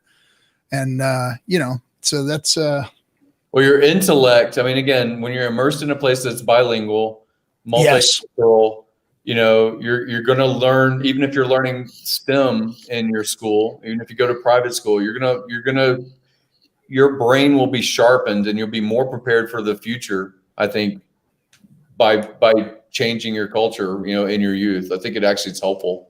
I don't think it's harmful. Yeah, no, definitely not. It's definitely not, it's proven that people who speak more than one language are have a higher intellect than people who don't speak more than one language. Mm-hmm. It's just part of the game. Just like, somebody who plays music tends to be better at math, when they've done that. So yeah, I think that it's nothing but an advantage to move out there for me. But again, everybody has their own deal that they've got to go through. And, we weighed it out too. It's like, okay, do we stay here comfortably, pay the taxes and just, be part of, our home that we've been part of? Because there was really nowhere else that we wanted to move within the continental United States. I did that too. I looked at a map of the whole continental U.S. I was like, and I've lived in lots of places. I used to be a medical contractor. So I was like, do I want to go back to Madison was nice and fucking Austin was cool, or this, that, or the other. But I was like, yeah, I don't really want to be anywhere. I think I'm fine. It's like, I'll just stay in California. Florida was like a high number 2 for me. Like, yeah. I love Florida. Florida is just like, yeah. It's just like, it's like California clean. I just like, like out here, like Florida's just got a little more life to it. Like California, you look at a palm tree, it's a big dry palm tree. You go to Florida and there's like shit growing out of it, like just green shit growing out of it. And it rains in the middle of the day, it's like this tropical kind of humid atmosphere. I just love that about Florida, and California's like, it's dry and 72 degrees all year long. Yeah, it's terrible. It's terrible. It's just horrible. You'll hate it. It's just dry, breezy, 72 to 80 degrees. It was overcast yesterday. I was wearing a sweater and flip flops, and I was like, my wife's like, "Are you wearing a sweater?" I was like, "Yeah, freezing." Yeah, and by the way, Eddie, that ain't gonna happen, man. That's just a rumor. They're not gonna put their 10-year tax on anybody. So, the mechanics of Pulse. When are we going to actually hear mechanics that are locked in? What's your estimate? Are you still thinking it's going to be posted on a website that still has edits to it, or what are your when's the come from the mouth of the horse? Well, he when he was on with the girls, we didn't get a whole bunch of like details. He was trying to throw stuff in the middle of all of the talk, which was, that was cool, man. It was they had a good time.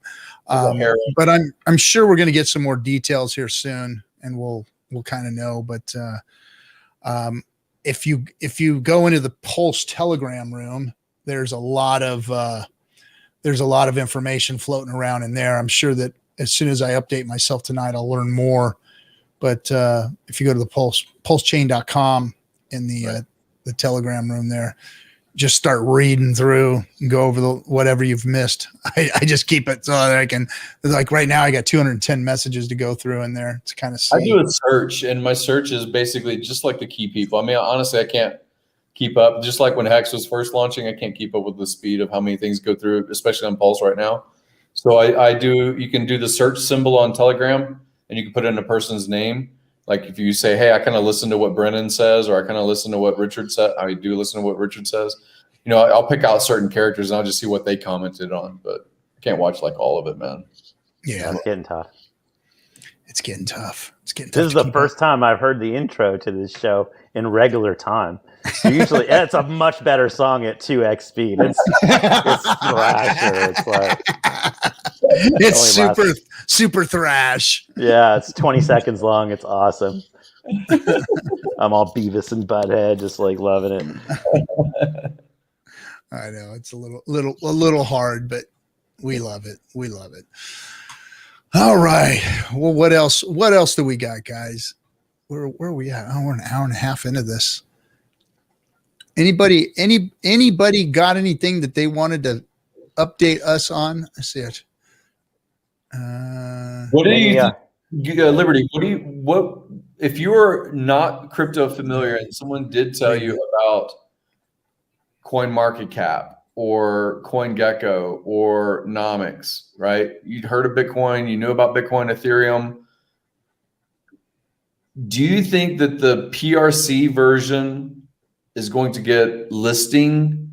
There's 2 hexes, there's 2, there's a version that's the Bitcoin Cash version, then there's the Pulse version of Bitcoin Cash. I mean, that confusion issue. Yeah, I was thinking about that myself. I see Ethereum 2 listed twice on the price chart I was looking at today. They have the same exact price. I don't know what it means, but Ethereum and Ethereum 2. So it's been done, or it's being done. So, if it's listed like that, I have friends, like even my best friend, I can't get him into any cryptocurrency. And I wrote to him today, I got another one. It's new, first in, could be a huge opportunity. Can't push them. But I got other guys that are like, yeah, here, how much money should I give you so you can buy me Pulse? And I'm like, you're not giving me money, dude. I'm not taking your money. I could maybe I'm dead tired of telling people about crypto. In fact, I was at the club in the in the grill, and I was listening to some old guy like talk about Bitcoin the other day, and everybody in the room turned around and looked at me, and I gave him the guy doesn't know me, and I don't want to talk about it, but he's talking about proof of stake and proof of work, and everyone was glazing when this guy was talking. I was like, you're speaking a foreign language, dude. But yeah, it's hard. It's hard to onboard people. You got to keep it simple.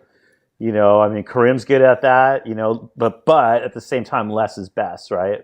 Yeah. So when I send my emails, they're translated and they're quick. They're 2 or 3 paragraphs max, and those paragraphs are short sentences. This is what's happened before. This is what's happening now. This is how I think we get in.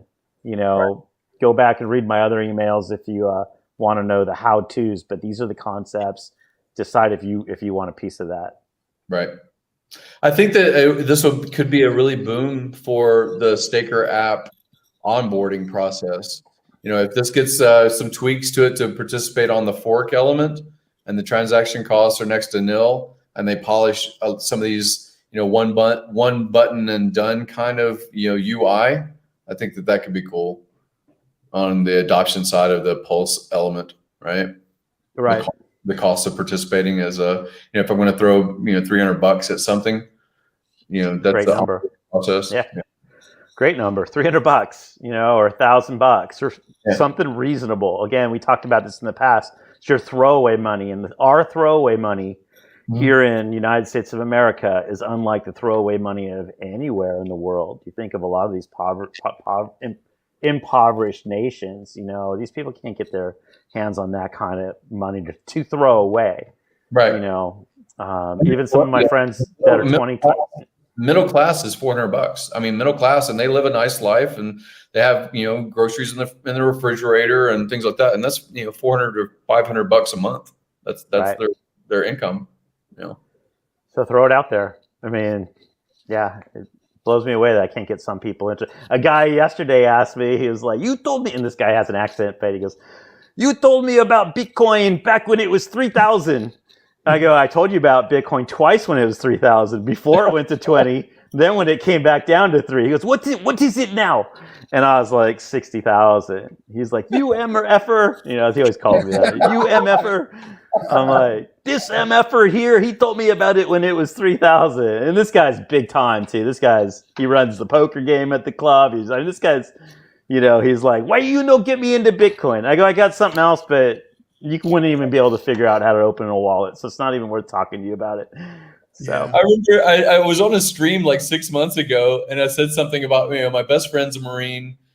We met when we were 18 or whatever. And so that's like a long fucking, friendship, relationship, whatever. And I told him about Hex. He's like, "Yeah, that sounds really great." And like after the first step up, when it first had like a Chad, whatever, participated, and it went up in price.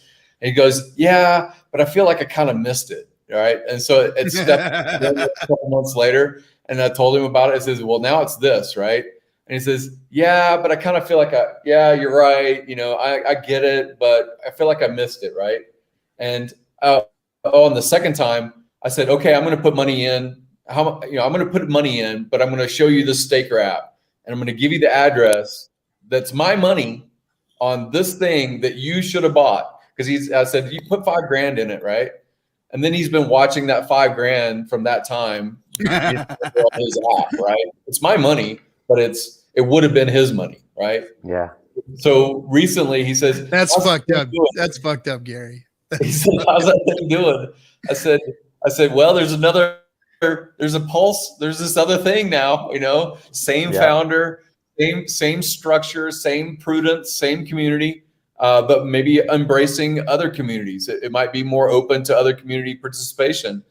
And so now he's like, I think he's going to participate now. He's like, I love the word prudence. Good use of the word prudence. That's a great one. Be prudent in your investing. Yeah. And in your building things. So. Yep. I actually hosed one of my buddies because this guy's gotten into everything with me. I mean, all through our networking career together. We both went out and did this together. Great buddy of mine. And he got into Bitcoin and we got into a couple of things that didn't turn out so well. Exit scammed on us and all that kind of shit. And then I was literally afraid to take Hex to him, and I knew that I shouldn't have. I was like, I just can't do it to this guy again, man. We've been through so many things, and he's done it. And then, so now he's talking to me. He's like, dude, of all things, you got me into all this other bullshit. And of all things, the one thing that just freaking moons, and you don't tell me. Are you kidding me? Right? So now he's positioning himself for Pulse because he wants in bad. He wants to get in and get himself a good position. He literally just sold a property so that he can get in. Well, again, when you're looking at the things that you've accrued as a young man, you don't have jack shit. When you're a middle-aged man, or you say, okay, now my kids are taken care of, now I can buy the car that I want to get. Just, again, prudence about what you throw in. I would love people to make my bag soar and everybody in the world participate. But I can't sleep at night if I don't think that they're doing something wise for their own portfolio, for their own position, where they're at in life. And when you said like 10%, or when you said earlier, RG3 was saying from the heart, he's saying keep crypto in its place, like inside of your life. If it's causing harm to your relationship with your partner, you need to pull back. My advice. I don't think you should destroy relationships over crypto. I don't think you should, put your mental anguish and stress, because bear markets happen, and they could happen again, even in this product. I'm just trying to be prudent about it, because we have war wounds, and I still have my arms and legs, but I've got fucking scars. I've got scars in crypto. I've got scars in life. I've made as much money and lost as much money as in other endeavors in the past, and just like be prudent. I think that's a good word. Be prudent. Yep. Yeah, because like if crypto was to crash tomorrow, like let's just say all the world governments decided, we're shutting this whole fucking crypto thing down. Yep. You're all done. It's all over with. Yep. If that was to happen, my wife would laugh and go, haha, see, I told you. Instead of we're getting a divorce, because if you're in a position where if that was to happen and your wife says, here's the divorce papers, me and the kids are leaving your dumb ass, then you've probably overextended yourself. My wife would laugh at me and say, I told you. You're like, thank you, Jesus. So yeah. She still rolls her eyes. I talk to her. She's like, don't even show me that stupid sticker app. I said, it's Staker. She calls it sticker app. So don't even show me the sticker app. I'm like, it's Staker app. Yeah, whatever. Until I see greenbacks in my hand, I don't even want to see your sticker app. The voice of reason. Yeah. Mama's happy. Everybody's happy. Yeah. So if it goes to zero, mama laughs at me versus, it's not going to zero though. It's not going to, in my opinion. No, I don't think so either. In my opinion, dude, it's been good meeting y'all. I'm looking forward to good times ahead. Yeah. We've been talking about it. It's a good ride. Both things have market fit. So I believe in that. And then I believe in the force of will, and a guy that wants to not be proven wrong on an estimate of 10,000x, or, wants to be on the Mount Rushmore of fucking crypto. I want to be recognized. I'm counting on that as well. I mean, honestly. Yeah. Only good things happen to me, so it's going to be a good thing. Now, any of you folks with bad karma and stuff, stay out. But the rest of us, we're going to do a lot. We're going to do a lot. Yeah. What's Wales talking about? Something about math. Just go all in. Fuck it. He had a good show yesterday. Yeah, he had a really good show. It was great, him trying to figure out like certain countries. What's that country? Did you guys see that? He was struggling with geography. I was loving it. I was like, hey, those countries didn't even exist when I was in 9th grade geography. What are you talking about? What is that called? So, and then we go, you shifts to international. That was called Constantinople, wasn't it? Yeah, something like that. It was like Istanbul. International business. It was a great show, but we were having fun. It's like, you got to pull up the old map next to it so we know what we're looking at. So this is Argentina. No, that's Uruguay. Maybe it's Chile. Not sure, but it was a good time. This is something very interesting, and I was just making an analogy of it going to zero, but I really don't think it is, because here's what's happening. I'm gonna throw this up. So Toblerone says government and banks are gonna dive into all crypto, not ban it. Dinosaur thinkers. Shut up, dumb fuck. I wasn't saying that was going to happen. I was trying to tell you, fucking, if something was to happen, it's positioned to where it was a joke in my life, not something that would fucking cause destruction. So that's what I was saying. That's what I was trying to get through to your fucking skull, but you're not listening. So anyway, love you, Toblerone. Say something and I'll fucking... Oh, dinosaurs. Oh, okay. He said dinosaurs. Okay. I was just gonna freaking put you in timeout, bitch. No, anyway. No. Yeah, the banks, man. The banks are getting into it like they're aping into it. They are like, everybody wants a fund, everybody wants a piece of it. And just a couple of years ago, they were calling it a scam and trying to shut it down and trying to get stopped. And how can we work around it? And now they can't beat them, so now it's join them. That's what's happening. They're joining them, and they're trying to they're using their own, blockchain technology to work within their systems. And they're just like, you know what? This is too much for us. We see, they lost the marketing game. Nobody wants their fucking crypto, right? Nobody's going to want a bank's crypto. I'm sorry. They've missed out on the marketing of it. They're not going to be able to do it. So it's join them time. So it's like, okay, set up a fund, paper cryptos, and see how many people we can get to give us their money. I think that's what's happening. That's how they're going to get in. And they missed out. The banks missed out, and but they're going to join. They are joining.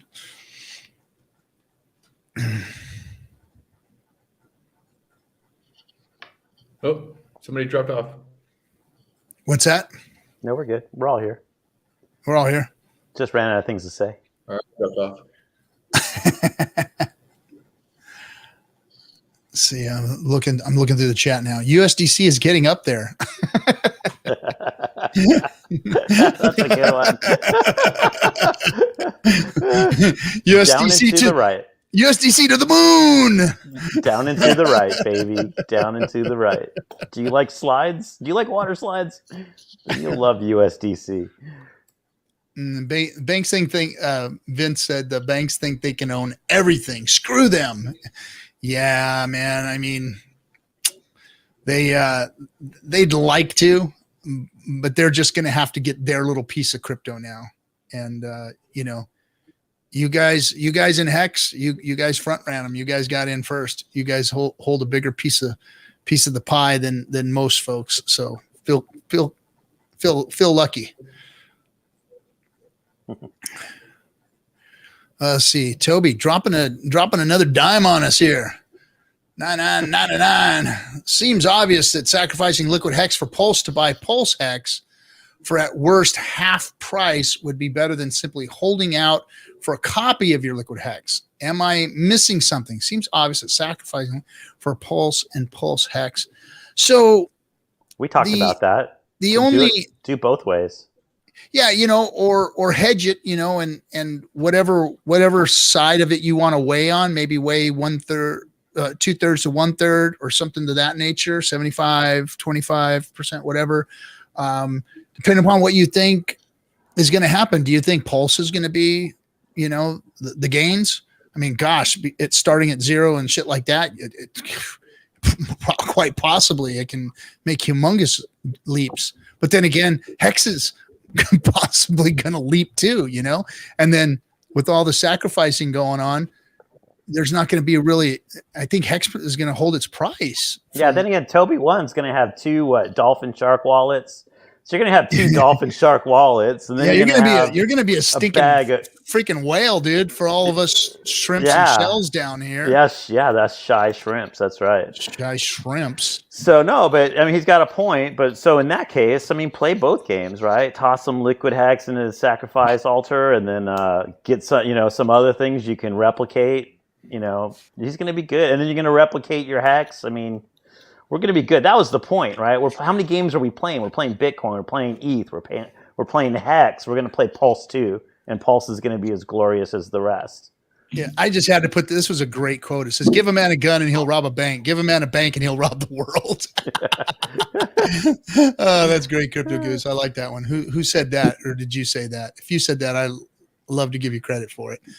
I haven't heard that before. That's cool. Let's see. Pulse isn't the only thing starting at near zero. Hex will also start at near zero.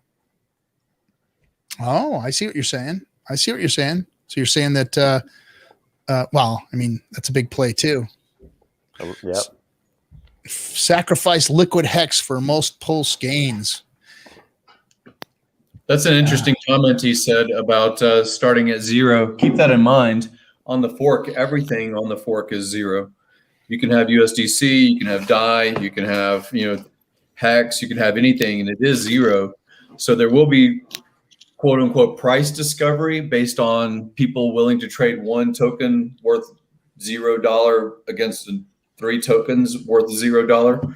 So you'll see some movement around, I think, like on the Uniswap version of Pulse.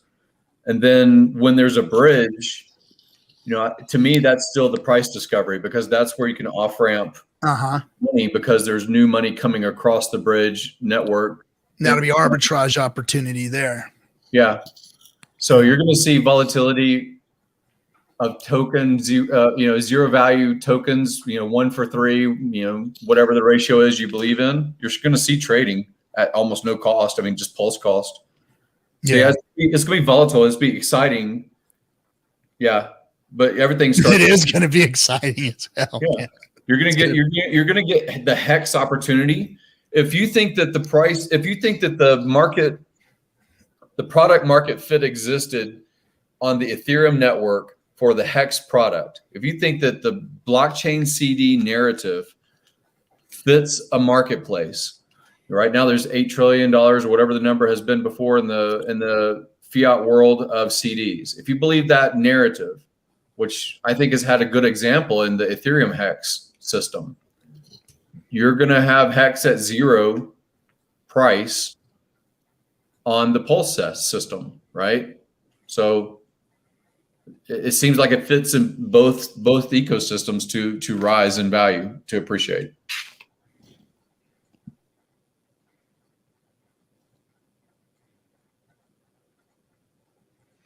Just reading.